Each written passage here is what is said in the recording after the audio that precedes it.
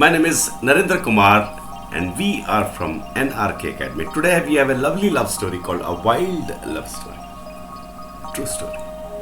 I was in love with this girl and everybody told me she was not right for me. She was wild, but I loved her because she was not obedient, normal, well behaved, or even very loyal. I could see in her that she loved each person deeply and separately, and that is how I too loved.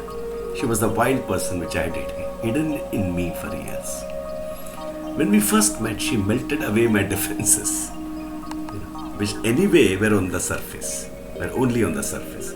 She laughed at my shyness and slowly brought me out. But she was serious too, had a wonderful, delicate and sensitive mind. We used to read together and I could see her eyes. They used to be filled with such intense appreciation of the beauty of words.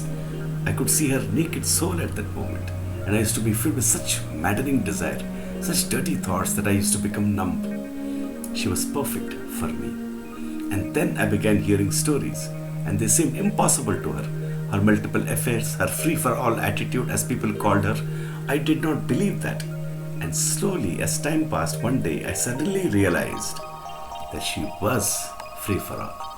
And I realized that when I realized that I too was free for all. She was me, you see, bewitching, which was very attractive, deeply attractive.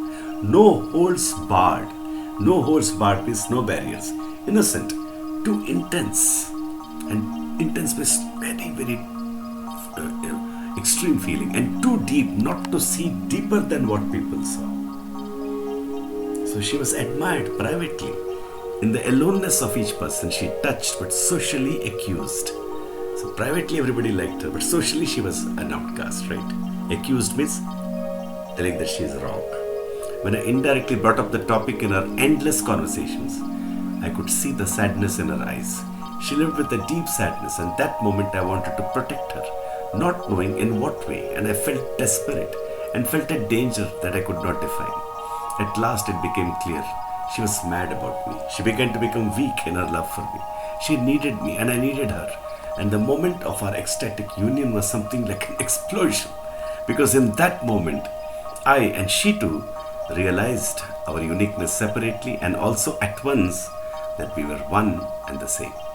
We were soulmates. Strange moment it was. We were in the garden at night, not a soul around, not a sound, only our breathing, heavy and desperate, our lovemaking. That took us to a pleasure that we did not know belonged to the body or mind or what. We were close to death to all barriers, and our bodies answering, clearing our doubts, screaming and laughing wildly like animals, and discovering that life is pure, good, and we were angels then. In a heaven no one had talked about and no one knew of. Finally we lay, the aftermath, after making love, a strange peace, so deep and so peaceful. Our bodies intertwined, and our hands alock. We lay talking and we finally drifted off to sleep until the morning. Naked light threw its sunshine on our naked bodies.